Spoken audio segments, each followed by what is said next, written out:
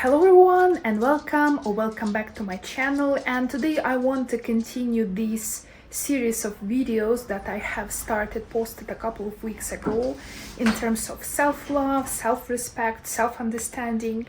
And today I want to add one more topic to this matter and to talk about positive mindset.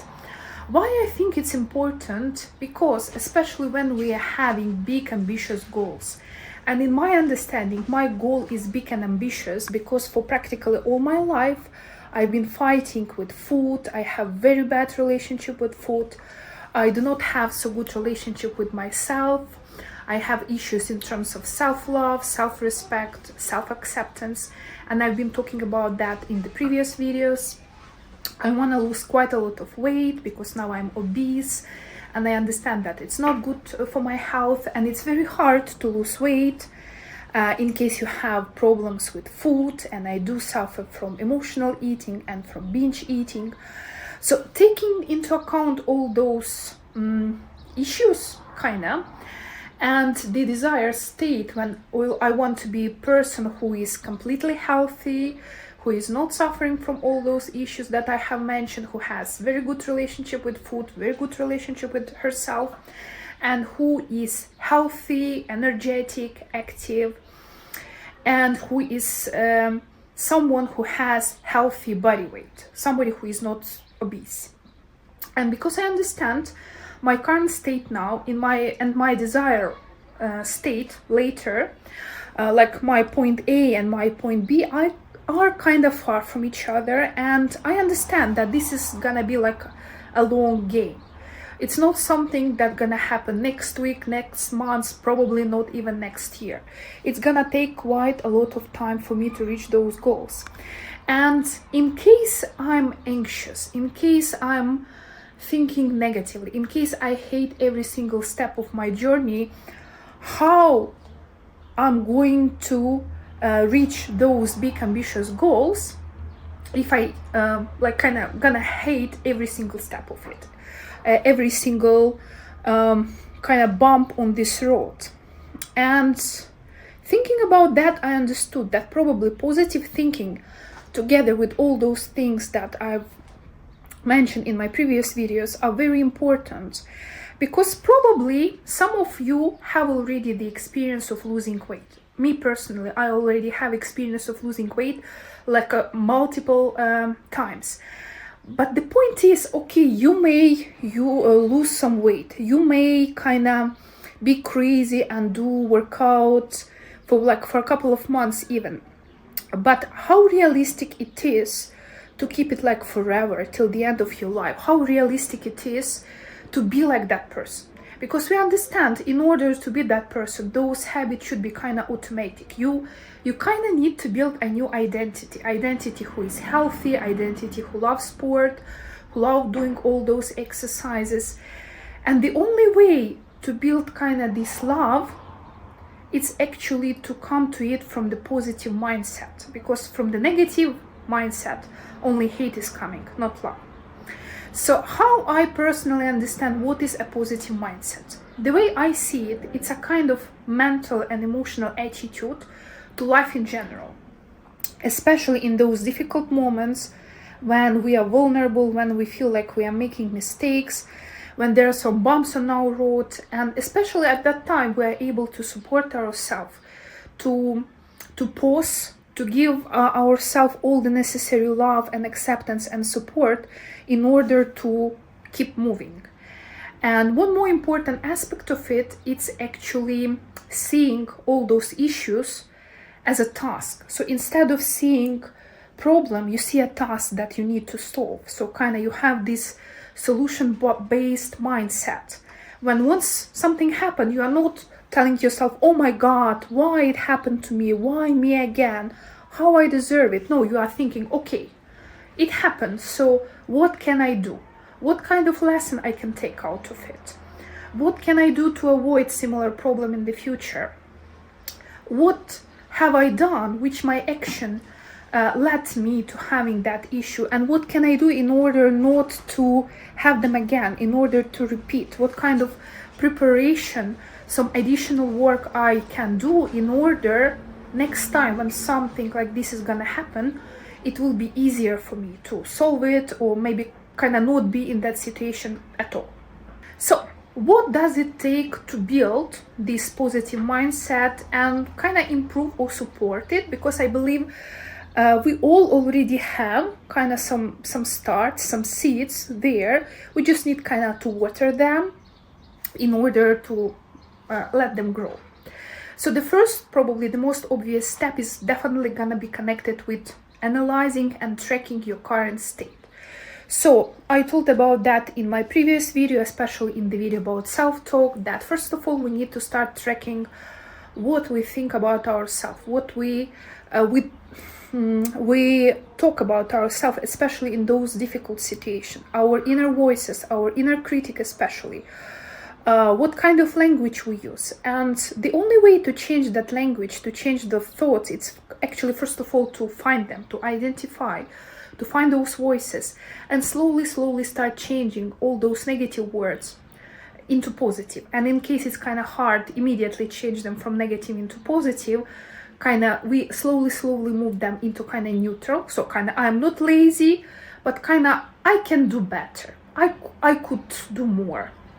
And after I'm very hardworking, I'm a real professional, and so on. So I'm not fat and ugly. There is something I can do in order to improve. Okay, I'm already worthy. I'm a very beautiful person. I'm a very nice person. But yet there is a field for improvement, and I can do this and this and that in order to be that person. And of course, I'm beautiful. I'm worthy. I'm the best of the best. I'm worthy of everything this life has offered to me. Next step is probably the most popular one. I believe practically everybody heard about that already. It's about gratitude. The most popular tool here is the gratitude journal. I tried gratitude journal, but I don't know. I don't know why I cannot build this habit. I tried it a couple of times and I give up. So now instead of actually having a real paper journal, I'm just thinking about that. So a few minutes while I'm drinking my coffee in the morning, I'm trying to devote to the gratitude. So I'm grateful for everything I had yesterday, and I'm grateful for everything I'm about to have today. Also evening work, sometimes I can do it even 2 times a day. So in the evening, I'm grateful already for everything that happened to me during the day. You may choose what works for you. One friend of mine is actually loves gratitude journal, and it was a real game changer to her. But we are all different. Some tools work for us better than other, and it's better to test and to find something that work for us in the best way and gonna bring us to our goal in the fastest possible way. Next part, probably directly connected to building a positive mindset, is to actually building a more positive environment around you. And yeah, we are talking about getting rid of all those toxic people. Do not talk to the relatives who shame you and tell you some horrible stuff. Get rid of friends who are not friends. Check your relationship. And what also helped me, it's actually to check my social media.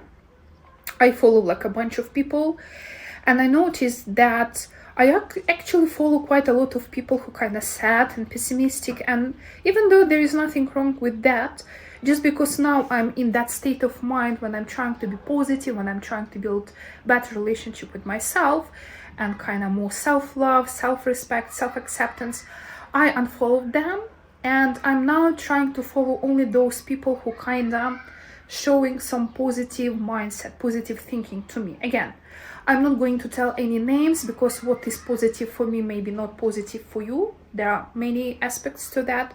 But anyway, check your subscriptions, check your social media, look at the vibe of those people who give you positivity, some of positive energy, and those who make you sad or worried or anxious. It doesn't mean that you need to stop following them forever. There are a lot of nice people there with very useful information. But again, we are consuming social media a lot. We're consuming news a lot. And unfortunately today in the world, a lot of really horrible things are happening. And social media is also getting our environment, our close environment, because we do not communicate with as many people as people 50 years ago did. Now our world is limited by social media. So we do need to care about whom we are following, what kind of information we consume, because what we are consuming, that type of person we actually becoming. Next point, it's something that I mentioned in some of my previous videos. It's about celebrating those small wins. Of course, we all want to celebrate all those big jumps, like a new job, minus 10 kilos, being able to run 5K, and so on. And those are big steps, and definitely in case you were able to reach them, we definitely should celebrate them. But because our goals can be big and ambitious, and kind of the finish line is kind of very far, it's hard to stay positive if no matter how many things you've done, no matter all those efforts that you have done, all the time and money you have invested, you do not see the result. So kind of it kills the motivation, it kills this desire to move on.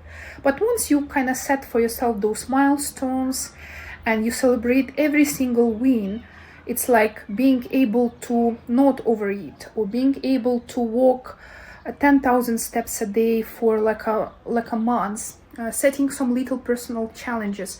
They're important because they show us that we are already in this transition. We already know that person, that in that point A where we started from. We are already, okay, maybe we are not in the point B yet, but we are kind of moving. We are not just staying in the same place. We are moving.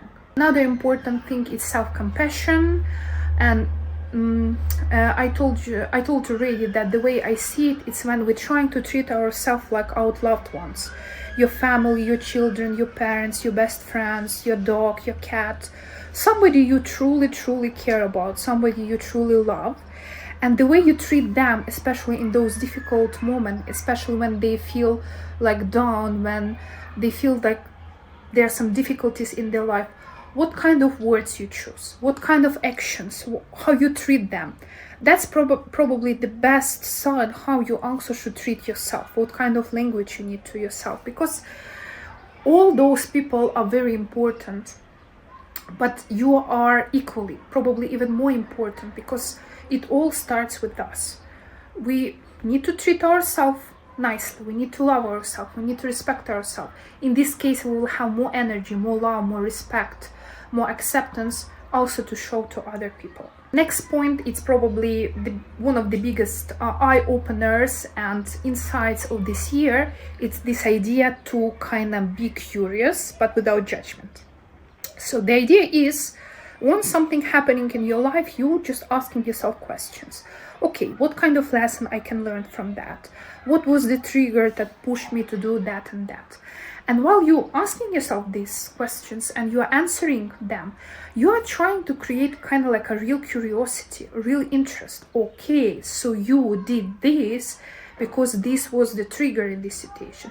You decided to skip this workout because this colleague of yours told you something. Or you decided to eat like half of the cake in your fridge because you saw a sad movie, or your mom called you and told you some horrible things. The point here, once it's happening, we need to stop judgment. It's like you are a loser, you are a lazy one, it's all your fault that it's happening to you, you will be like this forever. It's better to change it kind of to this curiosity. So you are behaving like this because of this. And it's at the beginning when I heard this idea, I kind of was skeptical about that. But once I started testing it, I understood what a game changer it is, because it's so hard to walk when you're already tired, and while walking you kind of keep beating yourself.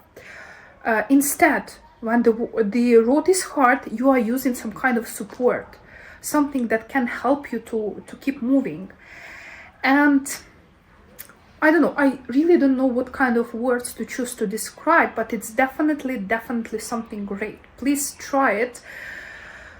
It's so important how we treat ourselves. It's so important what kind of language we use to ourselves. It's so important when we can be honest with ourselves. We can lie to anybody, but we should be completely honest with ourselves.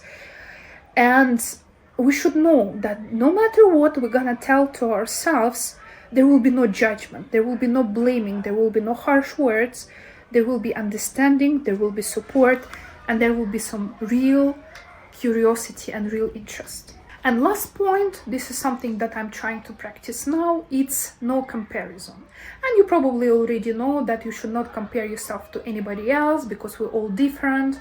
The person on the internet giving you some advice is kind of a different person, and what worked for me may not work for you. We already know that. But what I feel but I'm not like 100% sure about that. People say that you should compare yourself to yourself. Only compare that today you better than the you yesterday. And I partially agree. Yes, in case we are in this transition period, in case we are reaching our goal, it's important to track those wins and all those changes that we have done. But I think it's not a good idea to compare yourself to more old version of you, more distant version of you. So for example, like 15 years ago, I was able to lose pretty big amount of weight, and I have some old photos when I'm very slim in those nice dresses, and definitely I was way younger. Now I'm almost 40. So when I'm trying to compare me now to that person before, it still feels unfair, and it feels, let's say, I have more negative feeling with that rather than positive, because I understand now my life is different. Now my situation is different. Now I have family. Now I live in a different place. Now I live in a different country. Let's look around the world. What's happening? The world around me now and the world 15 years ago was completely different. The economical situation is very different. So I cannot compare myself now to that person and be like her. You should do it again because 15 years ago you were able to do it. So probably if that you version is far from your current reality, I feel it's not a good idea to compare yourself. But again, you should test it with yourself. But in case we are talking about start of your journey, let's say I started this mindset transformation and building new identity this January. So now I can already compare, okay, me in January and me now in June. There are differences already. And there is the path that I have walked. There is some road that I made. There are some habits that I've built. There are some mindset transformation that I experienced. And I think it's a good idea to compare, especially in those moments when I feel like, oh my God, why I'm doing it? Nothing is working. That I'm trying to go back to January version of me and reflect on that definitely how I felt that time, what I did that time, and how I feel now and what I do now are different in a good way. So in my case, it's positive comparison. I hope I was able to clarify and explain my message here. So I hope you find this video useful. I find these tools incredibly helpful for me because positive mindset, it's a real game changer. It's like a secret weapon that we may use in order to reach our big and ambitious goals. And in case you have some more tools that you personally use or you heard about that you think might be helpful in this context, please share them in the comments. So if you like this video, please like it, subscribe to my channel, and I will see you soon.